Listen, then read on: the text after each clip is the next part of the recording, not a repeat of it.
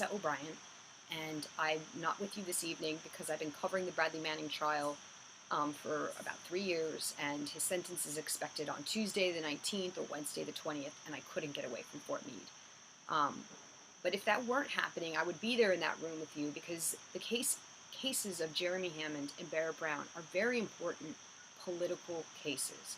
Here we have Jeremy Hammond, responsible for the Stratford leak. Some of you may not know that uh, emails between Thomas Kopecky um, and Fred Burton, who was the vice president of counterterrorism at Stratford, were part of the court record for the Hedges v. Obama suit against indefinite detention. In fact, they were part of Judge Forrest's ruling in the Southern District of New York, granting a permanent injunction against the indefinite detention clause of the National Defense Authorization Act, which allows for the indefinite detention of anyone, anywhere in the world, no trial, no charges, sorry. The Forrest decision was overturned in the Second Circuit recently, and I've been informed by my counsel that we are going to apply to the Supreme Court later this month. Jeremy Hammond is a political prisoner. When you look at Top Secret America in the post 9/11 world, there is no boundary between the corporate intelligence companies that make up our national security state and government.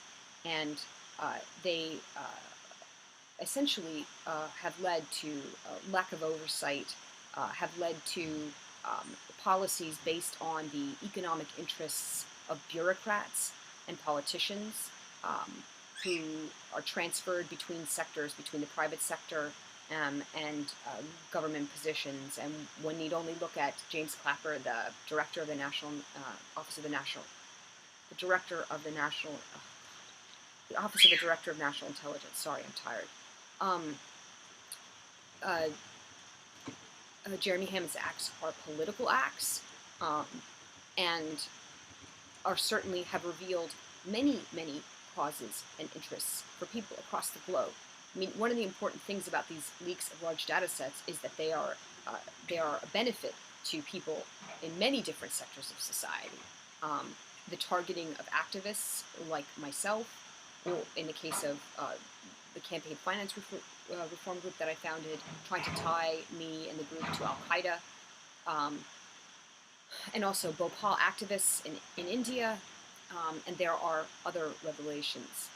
I also, the case of Barrett Brown, I mean, here you have a journalist and commentator who um, was researching and reporting the activities of private security contractors. Um, he is, his case is completely bizarre, as has been written about. Um, you know, accused of a link, and certainly also other extenuating circumstances related to the video that he released on YouTube, all of which need to be covered by journalists. And I'm going to stop now because I'm sure you all want to continue on with your evening's activities. But what I want to just stress is that a journalist, somebody, has got to take each of these cases under their um, workload and cover them day in and day out. The cases deserve that. In many cases, both individuals have sacrificed greatly to better inform the public, and so it is upon our shoulders to make sure that their cases do not slip into obscurity or slip into merely cheerleading. We have to show what the government is doing, how it's doing it, who is doing it. It's the only way to push back against what's happening in both cases. So thank you for listening to me. I hope you have a great evening, and I will talk to you soon.